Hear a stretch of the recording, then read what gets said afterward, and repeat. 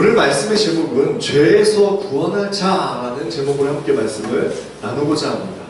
죄에서 구원할 자. 지금 휘인이가 많이 울었죠. 많이 울고 떼쓰고 정말 이렇게 소리 지르고 고집을 부리는데, 사실 아이를 키우고 자녀를 키우다 보면 하나님의 마음을 충분히 이해할 수 있게 돼요. 정말 이렇게 울고 떼쓰고 바락바락 소리를 지르면도 불구하고 부모님은 이 아이를 버릴까요? 안 버릴까요? 못 버려요. 참 이런 모습을 보면서 우리의 모습이 휘은이와 같고 하나님의 마음과 하나님의 모습이 부모님들의 마음과 같지 않나, 이런 모습들을 보게 됩니다. 죄에서 구원할 자. 우리 죄가 무엇이며 구원이 무엇인가? 그리고 그 예수 그리스도의 그 이름은 어떤 의미를 담고 있는가? 우선 예수님의 이름의 뜻에 대해서 함께 나눠볼 텐데, 예수님이라는 이름, 예수라는 이름은 헬라식 표현이에요. 그리스식 표현이거든요. 그렇다면 히브리식 표현이 뭐냐? 히브리인들이 말하는 예수님의 원래 이름은 성경에 나와요. 성경 인물 두 인물과 같아요. 과연 누굴까요? 우리가 굉장히 잘 아는 정복전쟁을 이끌었던 여호수아, 그리고 창녀 고멜과 결혼을 했던 호세아. 이렇게 예수님의 이름은 여호수아 그리고 호세아, 이 이름이 예수와 예수 이렇게 되는 거예요. 우선 우리 여호수아를 보면 예수님의 그림자, 예수님의 예표가 굉장히 잘 나타나 있죠. 여호수아가 누구예요? 모세의 후계자였어요. 이스라엘을 이 바로의 군대로부터, 바로의 그런 이집트의 노예 생활로부터 건져낸 자였어요. 그리고 이스라엘 광야로 인도하여서 약속의 땅 가나안까지 인도한 사람이 바로 모세였죠. 이 모세의 후계자가 바로 여호수아였던 거예요. 이 모세는 어떤 인물이냐? 바로의 군대를 물리치고 홍해를 건너면서 그 바로의 군대를 홍해에 다 수장시켜 버렸죠. 그리고 광야로 인도했어요. 광야로 인도하고 40년 동안 광야에 함께 지냈는데, 이 40년 동안 광야에 살면서 먹을 게 있었을까요? 씨앗을 뿌리고 농사를 짓고 또는 양을 키우거나 소를 키우면서 우리가 먹을 것들을 만들어낼 수 있었을까요? 전혀 없었죠. 광야는 아무것도 없는 그냥 죽음의 땅이었던 거예요. 아무도 살 수 없는 그 죽음의 땅으로 모세가 이스라엘 백성들을 인도했죠. 그런데 어떻게 살았나요? 40년 동안 어떻게 살았죠? 하나님께서 만나를 주심으로 그 만나를 먹고 살았어요. 근데 그 만나를 어떻게 주냐? 이틀치, 3일치, 일주일치, 한 달치 이렇게 풍족하게 주시는 것이 아니라 매일매일의 양식을, 매일매일의 만나를 주셨던 거예요. 이틀치를 모아오면 썩어서 없어지는 그런 일들이 벌어졌던 곳이 바로 광야였어요.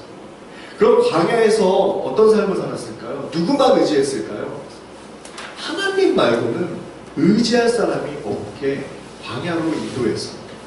애국 땅에 살던 그 우상을 숭배하고 물질을 숭배하고 군사력을 숭배하던 그 이스라엘 백성들을 광야로 몰아내죠. 광야로 데리고 와서 하나님 외에는 나를 살릴 자가 없다라는 것을 보여줬죠. 자, 이 모세가 이들을 이끌고 광야의 삶을 살았는데, 하나님이 약속한 땅은 광야가 아니었어요. 하나님이 약속한 땅은 젖과 꿀이 흐르는 가나안 땅이었죠. 그 가나안 땅으로 인도한 분이 누구일까요? 바로 여호수아였던 겁니다.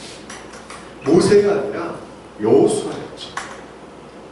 자, 이 요단강을 건너서 약속의 땅으로 인도한 인물이 바로 이 여호수아인데, 이거를 우리가 뭐라고 표현하냐? 홍해를 건너는 것은 세례를 받는다라고 표현합니다.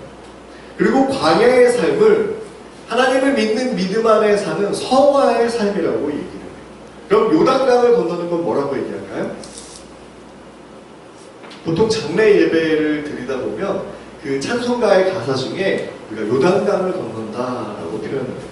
이게 하나님의 약속의 땅, 하나님의 나라, 천국에 들어갈 때 요단강을 건넌다라고 표현하거든요. 그럼 이 요단강을 건널 때 누구와 함께 가요?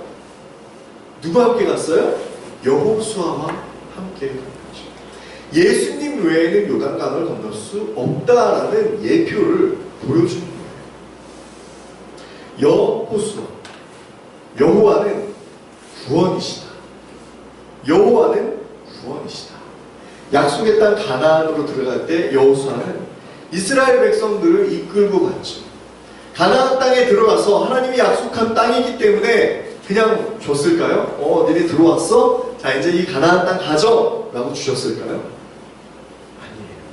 하나님께서 이미 가나안 땅을 주셨다라고 말씀하셨어요. 그러면 우리가 편하게 가서 그 땅에 들어가 살면 되잖아요. 그런데 그러지 않았어요. 여호수아와 함께 무엇을 했나요? 가나안 땅에 살고 있는 그 거주민들, 7 족속들, 그들과 함께 정복전쟁을 치렀던 거예요. 가나안 땅을 차지하기 위해서는 정복전쟁을 치르고 그들과 전쟁을 치러서 그들을 몰아내고 그 땅을 차지해야 했던 거죠. 그런데 하나님은 이미 그 땅을 주었다라고 말씀하고 계시거든요. 근데 우리가 생각하는 전쟁과 하나님이 생각하는 전쟁은 전혀 달랐어요. 여호수아를 함께 공부하고 읽다 보면 이런 느낌이 들어요. 전쟁을 할 때는 칼을 들고 방패를 들고 활을 들고 무기를 들고 나가야 되는데 왜 이렇게 전쟁하지 않지? 대표적으로 여리고성을 함락할 때 무기를 들고 갔나요? 아니에요. 어떻게 갔냐? 제사장들이 나팔을 들고 제일 앞에 서서 가요. 그러면 그 뒤에 이스라엘 백성들이 따라가요. 아무것도 들지 않고. 조건이 하나 있어요. 뭘까요? 네? 아무 말도 하지 않아요. 여리고성은 한 번 돌 때 2시간 정도 돈다고 그래요. 그리고 7째 날이 되던 해는 6바퀴, 7바퀴를 돌고 어떻게 해요? 소리를 지르라고 했어요. 자, 2시간에 한 바퀴를 도는 그 여리고성을 7바퀴를 돌고 2시간을 돌아야 돼요. 아무것도 하지 않고 14시간을 돌다 보면 무슨 생각이 들까요? 화가 나지 않을까요?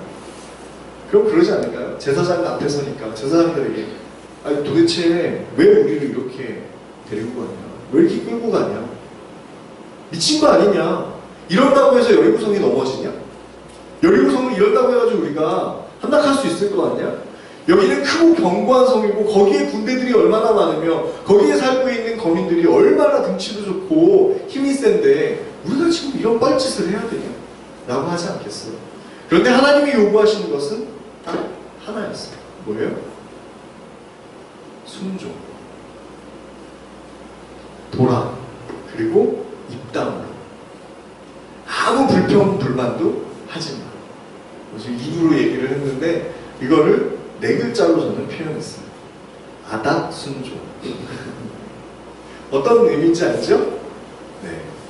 하나님이 원하시는 정복전쟁은 여호수아를 이끌고 대제사장들과 제사장들을 이끌고 여리고성을 함락하기 위한 전쟁의 이 승패는 어디에 달려 있었냐? 무기, 힘, 물질, 능력 이런 것에 달려 있었던 게 아니라 오직 순종함으로 이 전쟁의 승패가 달리는 거였어요.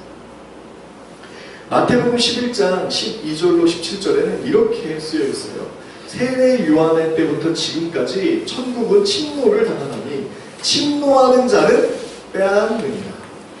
모든 선지자와 율법이 예언한 것은 요한까지니 만일 너희가 즐겨 받을진대 오리라 한 엘리야가 곧 이 사람입니다.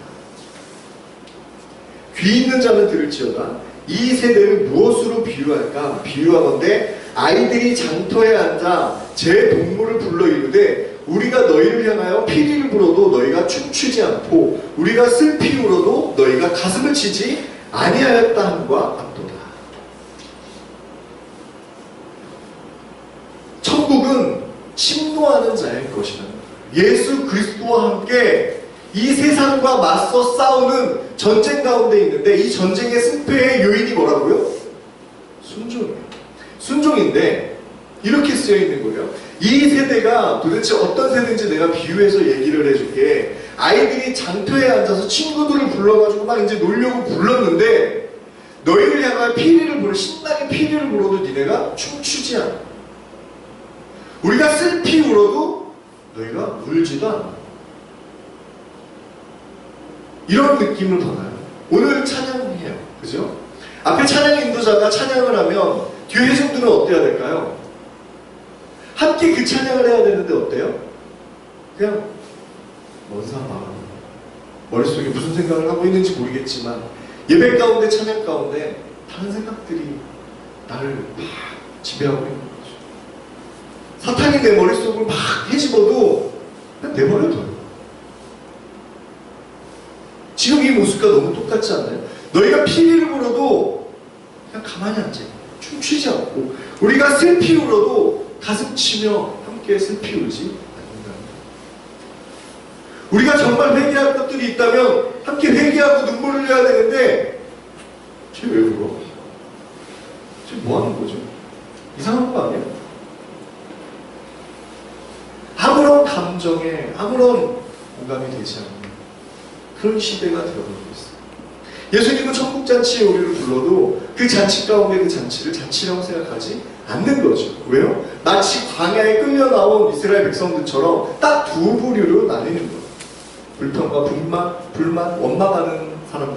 왜 나를 광야로 데리고 왔어? 차라리 애굽에 있었으면 내가 고기를 먹고 내가 야채와 채소와 정말 맛있는 것들을 먹을 수 있는데 왜 나를 이 광야로 데리고 와서 만나를 먹게 하는 거야? 만나 처음에 꿀 섞인 과자 같다고 얘기를 합니다. 그냥 기름 섞은 과자라고 했다가 이 하찮은 음식을 내가 먹고 싶지 않다라고 얘기하는 겁니다. 여호수아를 통해서 우리에게 보여주는 이 모습, 예수 그리스도와 함께 요단강을 건너고 이 천국을 향해 약속의 땅을 향해 정복 전쟁을 하는 모습을 우리가 봤습니다. 그럼 구약 인물 중에 예수님의 이름과 똑같은 다른 사람이 있는데 누구라고요? 호세아. 호세아가 바로 예수님의 이름과 같아요. 호세아는 하나님의 뜻을 따라 음란한 여인, 창녀인 고멜을 맞아 결혼을 했어요. 세 자녀를 낳았는데요.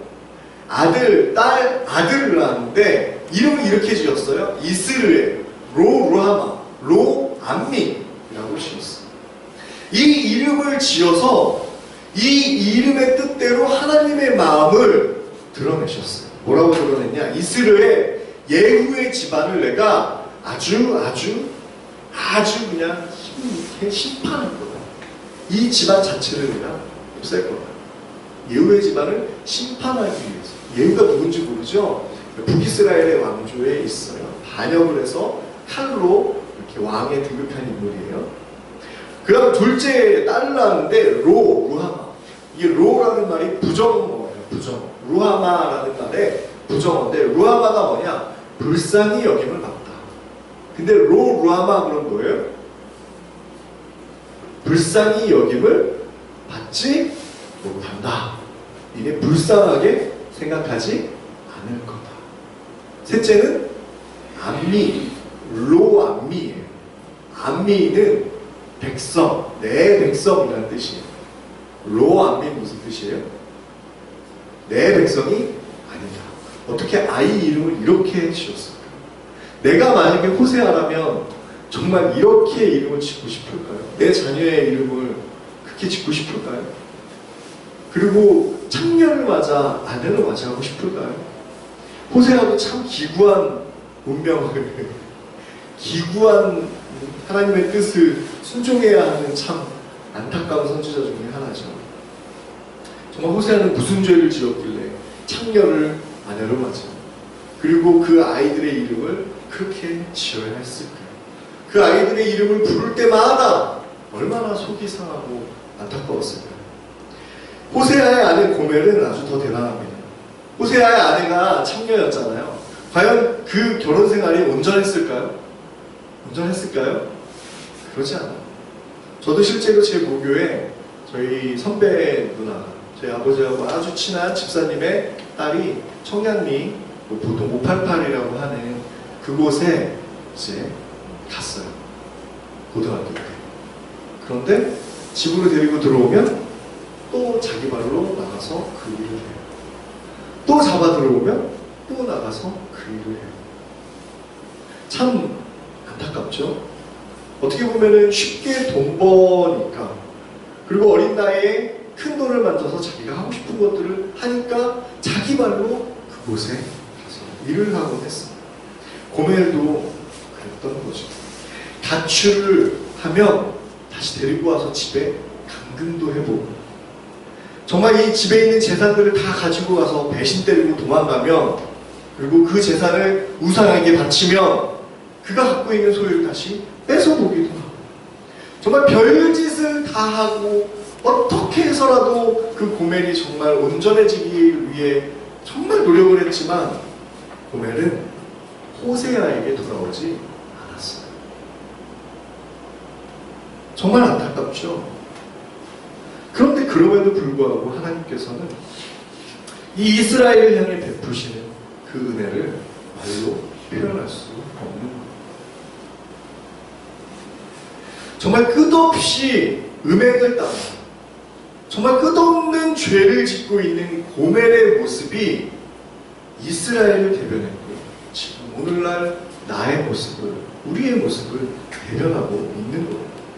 하나님을 믿는다고 하지만 하나님과 결혼을, 예수 그리스도와, 신랑 되신 예수 그리스도와 교회가 결혼을 한다라고 얘기를 하고, 정말 신혼여행을 가고, 정말 하나님과 함께 동행하는 삶을 살겠다, 함께 살겠다라고 말은 하지만 마치 고멜처럼 집을 나가버리고 마음이 떠나 있고, 내 눈과 마음은 이미 다른 곳에 가 있고, 내 재산들을 어디에다가 줬다고요? 고멜은 우상 숭배하는 데다가 줬다.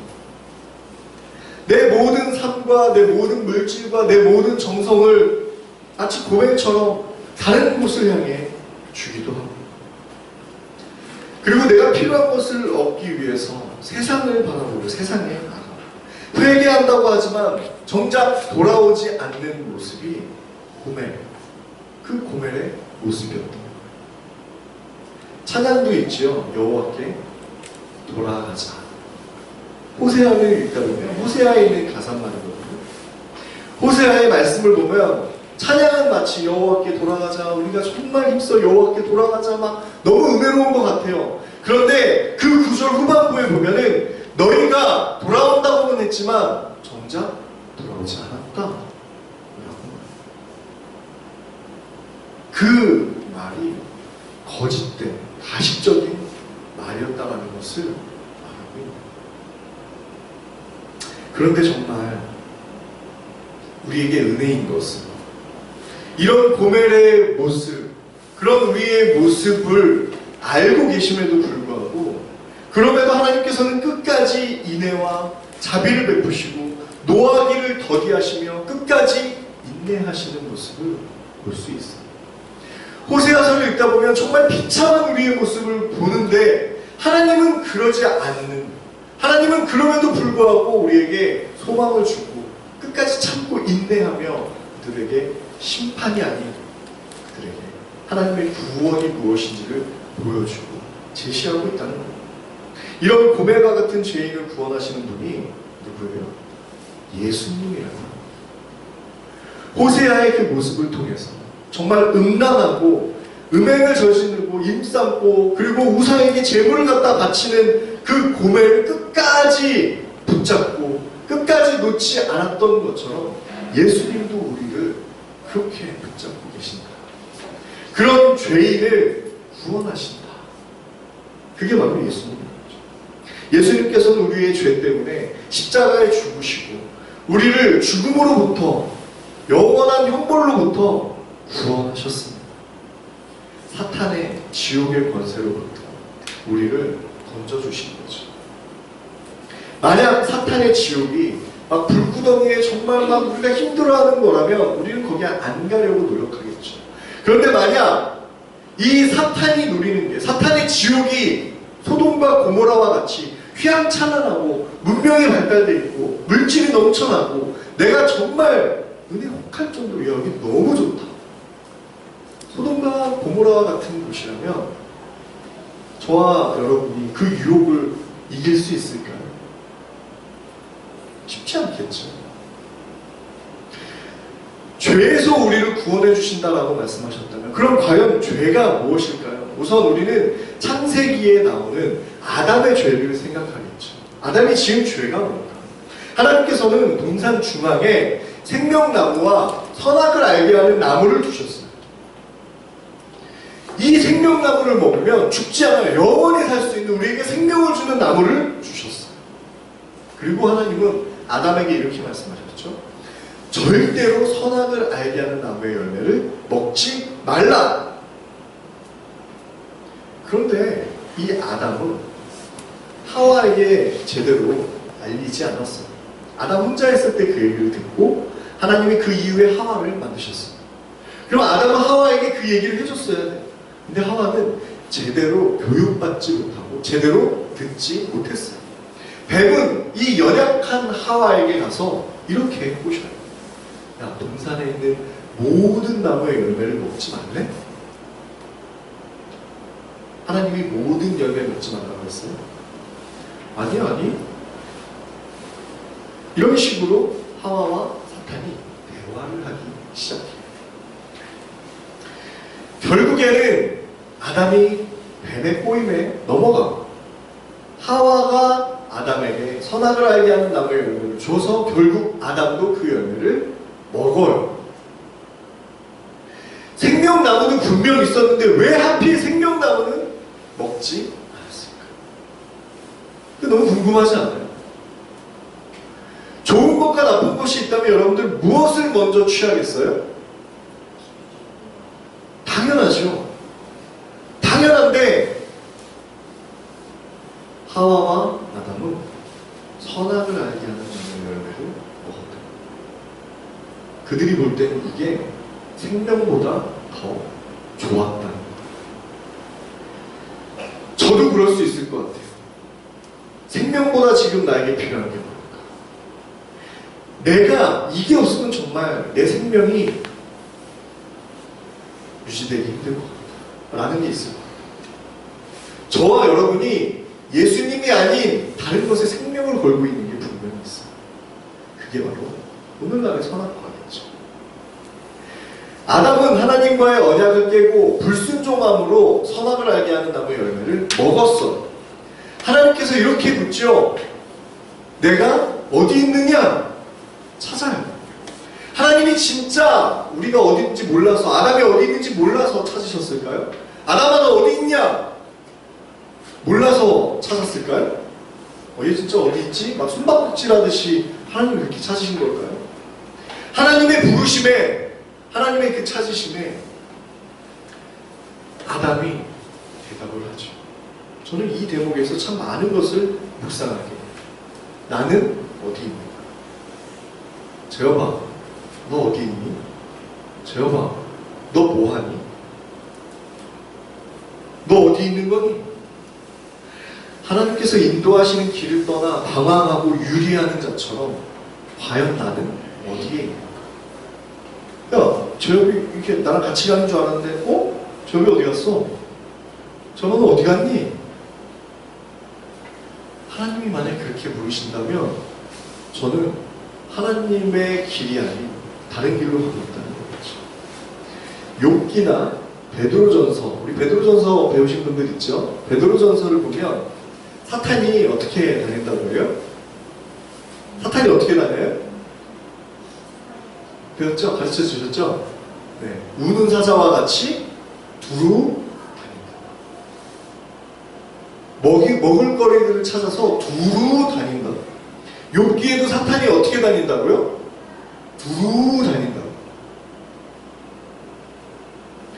이렇게 두루 다니면서 우는 사자와 같이 삼킬 자를 찾고 다니는 거예요. 여기저기 돌아다니면서 먹잇감 어디 있나 찾는다는 거죠. 목적지를 잃고 내가 가야 할 방향을 잃고 헤매는 자들. 이 헤매는 자들에게 필요한 것이 뭘까요? 내가 길을 잃어버렸어요. 내가 어디로 가야 될지 몰라요. 그럼 그때 필요한 게 뭐예요? 요즘 스마트폰이 발달되어 있으니까 뭐예요? 지도 검색해가지고 방향과 목적지를 설정하면 되는 거예요. 다시 돌아가서 내가 길을 잘못 들었다 그러면 어떻게 해요? 어딘지 다시 검색을 해서 그 지도가 알려주는 길로 가면 되는 거예요. 그게 힘든 거죠. 이 행동을 두 글자로 뭐라고 하는 줄 알아요? 이게 바로 회개예요. 내가 방향을 잃고 헤매고 마치 사탄과 같이 두루 다니고 있을 때 내 목적지를 다시 찾아서 그 길로 가는 것, 돌이켜서 내가 가야 될 곳으로 가는 것을 바로 회개라고 하는 거예요. 죄로부터 돌이켜 바른 길로 가다. 하나님께서 너 어디 있냐? 라는 질문에 아담은 제가 잘못했어요. 제가 하나님이 원하시는 길로 가지 못했어요. 하나님의 말씀에 불순종했어요. 하나님과의 약속을 깼어요. 잘못했습니다. 회개하면 일이 쉽게 끝나요. 근데 그렇지 않아서 여기까지 달려오는 거죠. 이 많은 성경도 읽어야 돼요. 그 회개하지 않은 것 때문에 여러 사람을 고생시키는 거죠. 아담은 죄로 인해서 의심하고 탐욕이 생기고 수치심을 느끼며 회피하고 하나님의 부르심에 숨어버려요. 그리고 두려움이 가득해지고 하나님을 향한 원망이 생기고 자기 방어가 생겨요. 이 모든 것들이 죄가 들어왔을 때 생기는 현상들이에요. 여러분 솔직히 우리도 이런 것들로부터 자유롭지 못한 거죠. 어떤 거요? 의심하고 탐욕이 생기며 수치심을 느끼고 회피하고 숨어버리고 그리고 두려움이 가득하고 하나님을 향한 원망이 쌓이고 그리고 자기 방어가 강해지는 이런 모습이에요. 그럼 이런 현상들이 왜 나타날까요? 왜 이런 죄악된 모습들이 나타날까요? 하나님이 함께 하셨어요, 아담이? 아담은 하나님과 단절된 상태에 있었던. 그래서 하나님과 떨어져 있는 것이 바로, 하나님과 단절되어 있는 것이 바로 죄라는 거죠. 우리의 죄를 한번 생각해 보세요. 만약 내 삶에 하나님께서 늘 함께 하신다면 내 말과 행동이 어떨까요? 하나님이 늘 함께 하신다면 내 행동이 과연 그럴까요? 내 말들이 과연 그런 말들이 나올까요? 사극을 보더라도 한 나라의 왕 앞에 백성들이 어떻게 행동을 하나요? 감히 얼굴도 들지 못해요. 만왕의 왕이라고 우리가 고백을 합니다. 온 우주의 주권자이신 그 하나님께서 내 옆에, 내 앞에 계신다면 내가 어떤 모습으로 하나님 앞에 있어요? 이 예배의 자리에 하나님이 계신다고 생각하면 하나님이 계시죠. 하나님이 계시는데 과연 이렇게 할 수 있을까요? 얼마나 겸손해질까요? 물론 하나님께 하나님은 친밀한 이미지도 분명히 있을 겁니다. 하지만 오늘날 우리는 마치 주머니 속에 요술램프 지니처럼 너무 가볍게 하나님을 생각하고 있지는 않나요? 하나님 앞에 죄인인 우리가 그렇게 당당하고 떳떳하게 때로는 정말 예의 없고 교만하게 있지는 않나요? 정말 우리가 하나님 앞에 죄인이라면 우리는 하나님 앞에 경외하는 마음으로 있어야 될 겁니다. 죄는 하나님과 단절이에요. 하나님과 떨어져 있는 상태. 하나님과 떨어져 있기 때문에 우리가 이렇게 경거망동한 행동을 하고 있는 거죠. 이렇게 단절된 관계는 이스라엘도 마찬가지였습니다. 말라기가 구약성경의 가장 마지막이에요. 이 말라기의 내용을 한번 읽어드릴게요. 말라기 4장 4절부터 6절이에요. 너희는 내가 호렙에서 온 이스라엘을 위하여 내 종 모세에게 명령한 법 곧 율례와 법도를 기억하라. 보라, 여호와의 크고 두려운 날이 이르기 전에 내가 선지자 엘리야를 너희에게 보내리니. 아까 마태복음 11장에서 읽었던 말씀, 그 엘리야가 요한이다라고 표현했죠. 내가 선지자 엘리야를 너희에게 보내리니 그가 아버지의 마음을 자녀에게로 돌이키게 하고 자녀들의 마음을 그들의 아버지에게로 돌이키게 하리라. 돌이키지 아니하면 두렵건대 내가 와서 저주로 그 땅을 칠까 하노라 하시니라. 구약 성경의 가장 마지막에 하나님 뭐라고 말씀하고 계세요? 가장 마지막에 아버지의 마음이 등을 돌리고 있고 자녀들의 마음도 등을 돌리고 있다라고 말하고 있어요. 하나님의 분노는 극에 달해 있는 거죠. 하나님이 이스라엘 백성들을 향해 하나님의 자녀들을 향한 마음이 어때요? 사랑의 마음이에요? 등을 돌리고 있다. 너희가 돌이키지 아니하면 두렵건대 내가 와서 저주로 그 땅을 칠까 하노라 라고 말하고 있어요. 이렇게 극과 극인 서로의 관계를 회복시켜주는 분이 바로 누구예요? 예수님이었다. 단절된 사이에 다시 길을 놓아주시고 하나님과 우리 사이를 연결해 주신 분이 예수님입니다. 우리 23절 말씀 다시 한번 읽어볼게요. 23절입니다. 시작. 읽어볼게요. 시작. 너희가 잉태하여 아들을 낳을 것이요 그의 이름을 임마누엘이라 하리라. 이를 번역한즉 하나님이 우리와 함께 계시다 하니라. 이제 하나님과 우리가 따로 떨어져 있는 것이 아니라 예수 그리스도로 말미암아 하나님과 우리가 함께 있게 되는 것. 죄로 인해서 우리가 하나님의 영광에 이르지 못하고 하나님과 함께하지 못했던 우리를 다시 함께 이어주시는 분이 누구라고요? 예수님이에요. 임마누엘. 하나님이 우리와 함께 계시다. 하나님과 우리를 함께 있게 하시려고 예수님은 어떻게 하셨나요? 십자가에 달려 죽으셨어요.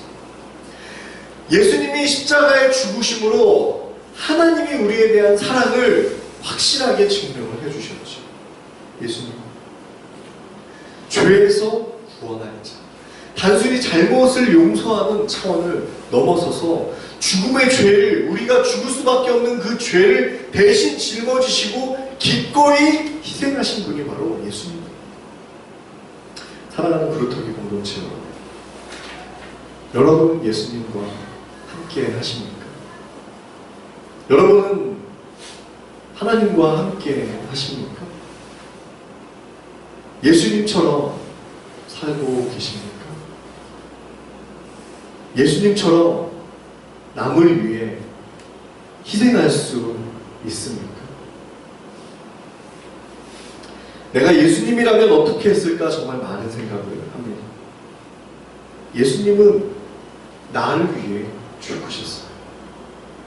정말 더럽게 못되고 더럽게 추악하고 배신에 탐욕에 거짓에 이런 나를 위해 죽으셨다는 것도 사실 너무 가볍게 생각하고 우습게 생각하는 바로 나를 살리기 위해 예수님께서는 십자가의 고통을 당하셨어요. 나를 위해 죽으시고 또한 하나님의 독생자 아들을 죽이셨던 그 하나님의 마음을 여러분 조금이라도 알 수 있을까요? 우리가 그 마음을 어떻게 알을 수 있을까? 이제 우리는 그 예수님을 믿기만 하면 되는 거예요. 그 예수님과 함께 동행하면 되는 거예요. 우리가 예수님처럼 살아가면 되는 거예요.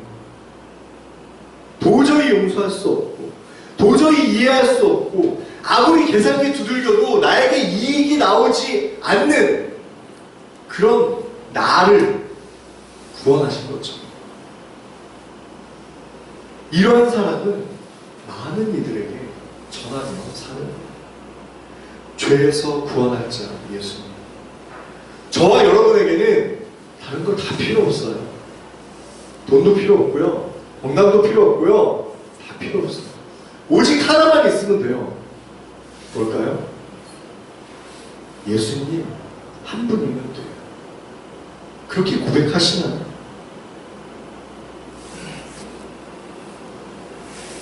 저와 여러분에게 예수님 한 분이면 됩니다. 예수님 한 분이면 된다는 고백이 있어요. 이렇게 예수님처럼 살아가는 저와 여러분이 되기를 간절히 소망합니다.